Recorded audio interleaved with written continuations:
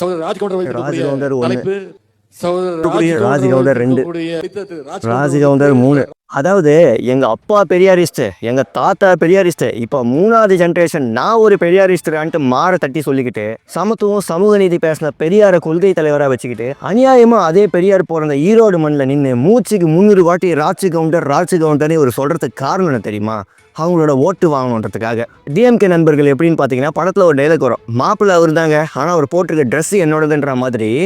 நாங்கள் பெரியாரிஸ்ட் தாங்க, எங்களுக்கு ஜாதி மதம் எதுவும் கிடையாது. ஏரி குட்டை ஆறு தெருக்கள் இது போன்ற இடத்துல கூட ஜாதி பேர் இருக்கக்கூடாதுன்னு சொல்லி நீ கட்டும் நாங்கள் தான். ஆனால் ஃப்ளைஓவருக்கு மட்டும் ஜிடி நாயுடு ஃப்ளைஓவர்னு வைப்போம். காரணம் ஓட்டு வாங்கணும்ல.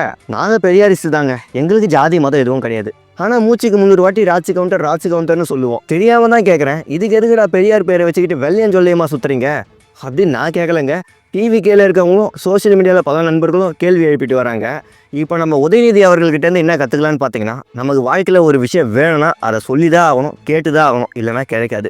நிறைய பேர் இப்போலாம் நான் ஒரு இன்ட்ரோவர்ட்டுப்பா அப்படின்னு ஈஸியாக சொல்லிடுறாங்க. ஆனால் நல்லா யோசிச்சு பாருங்கள், நீங்கள் அந்த இன்ட்ரோவர்ட்டாக இருக்க ஒரே காரணத்தினால ஸ்கூலில் ஆரம்பித்து காலேஜ் வரைக்கும் எவ்வளோ விஷயத்துக்கு ஆன்சர் தெரிஞ்சும் அதை எழுந்து சொல்ல தயக்கப்பட்டுக்கிட்டு விட்டதுனால எவ்வளோ அப்ரிசியேஷனை இழந்திருப்பீங்கன்ட்டு. இதை சொல்லி ஆகணுமே, இதை கேட்டாகணுமே, இதை கேட்டால் இப்படி நினச்சிடுவாங்க, இதை சொன்னால் அப்படி நினச்சிடுவாங்கன்னு பயந்து எத்தனை ஆப்பர்ச்சுனிட்டிஸை இழந்திருப்பீங்க. ஏன்னா வாழ்க்கையில் நமக்கு ஒரு விஷயம் வேணும், நம்ம வாயை திறந்து பேசி தான் ஆகணும். நமக்கு என்ன வேணுன்றத மைண்ட் ரீட் பண்ணி வேறு யாரும் நம்ம கையில் எடுத்து வந்து கொடுக்கவே மாட்டாங்க.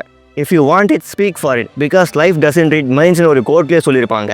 நீ 1000 சொல்லுப்பா, இருந்தாலும் எனக்கு பயமாக தான் இருக்குது. ஏன்னா நான் சில பேர் மாதிரி சும்மா சொல்லிக்கணுன்ட்டு பாதியில் பிறப்புக்கு இன்ட்ரோவர்ட் இல்லை, பிறந்ததுலேருந்தே இன்ட்ரோவர்ட் தான் சொல்கிறீங்கன்னா 5 நிமிஷத்தில் அந்த பயத்தை போக வைக்கிறதுக்கு நான் உங்களுக்கு ஒரு ஐடியா தரேன். ஜஸ்ட் என்னை ஃபாலோ பண்ணிவிட்டு சென்டுன்னு கமெண்ட் பண்ணுங்கள், உங்களுக்கு டிஎம்க்கு வரும். இது 100 days 100 thoughts சீரீஸில் இன்றைக்கி டே 31, நாளைக்கு டே 32ல் 5:55க்கு மீண்டும் சந்திப்போம்.